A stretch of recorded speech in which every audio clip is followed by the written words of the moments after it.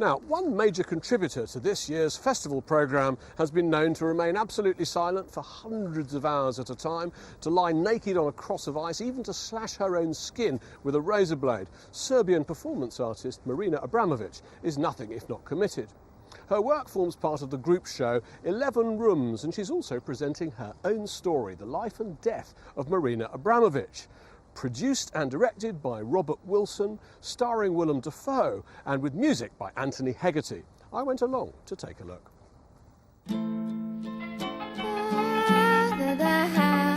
Marina Abramovic has spent over 4 decades challenging audiences by pushing the boundaries of performance art, often putting her own body through extreme acts of endurance to do so.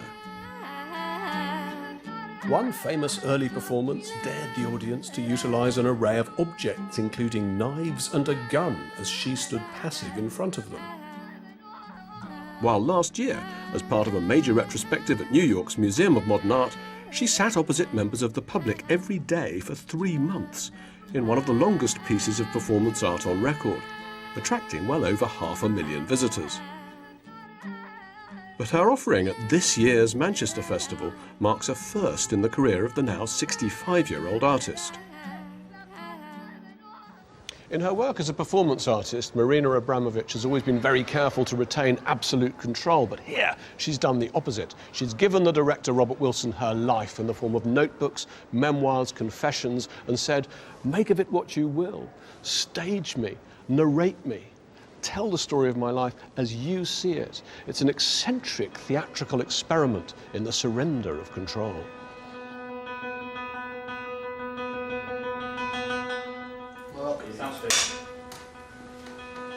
Having fun? We're going to talk about dying, apparently.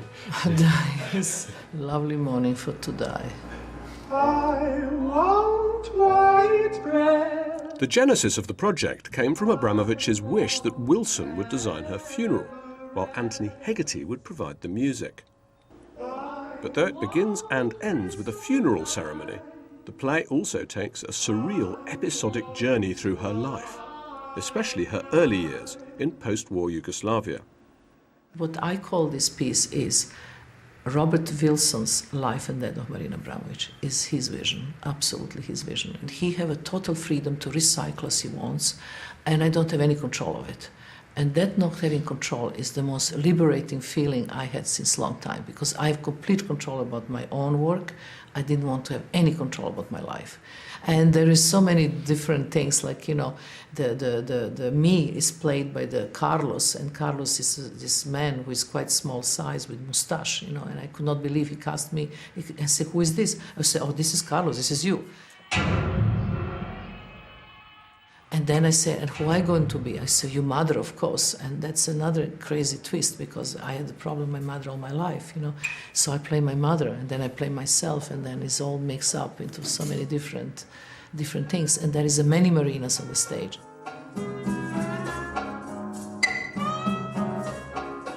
Robert Wilson is regarded as an avant-garde visionary in the theatre world, and has previously collaborated with the likes of Tom Waits and Philip Glass. Struck me slightly as Wheels Within Wheels, in the sense that you've taken an artist, a performance artist, she's then delivered you her life. Right. You've then turned that back into a work of art, which you've then formalised using a lot of devices, it seems to my eye, drawn from the language of art. Yeah, that's true. I didn't want to take her life and just illustrate it.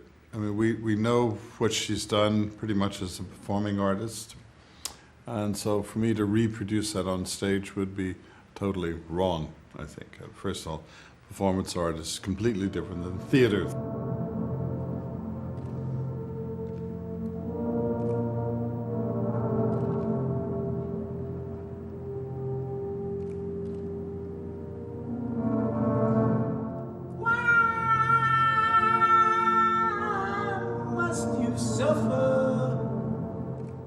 It's a kind of collision of very strange personalities.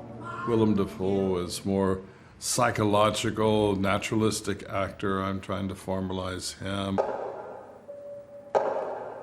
When I think of Marina's life, there's very dark stories about how terrible her mother was and how terrible her life was as a little girl. Then you hear this very ethereal voice of Anthony. And I think that's what's exciting. When will I turn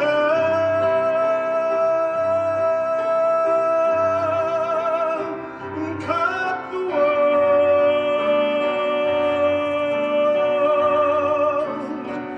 When will I turn? Watching rehearsals, I was really struck by how Robert looks at the stage as much as an artist and as a lighting designer and as he does as a theatrical producer. One of the things that I've always loved about his work is, you know, he's a sculptor. And he plays with light, and he bends time. He often, his instruction sometimes to me is make it less natural. But actually I share his sensibility that way because the theater is the theater. It's a heightened language. I'm a little bit of the opinion of, yeah, you want to see life, go to the diner.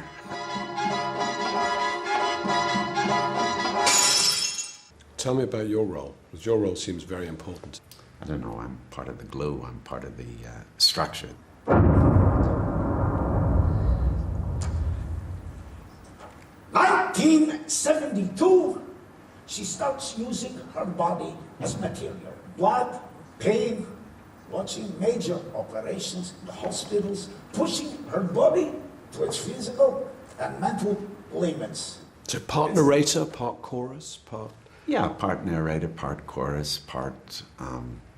You seem to I'm push it sort of a theatrical convention. I'm kind of like the old stinky actor element in the art world.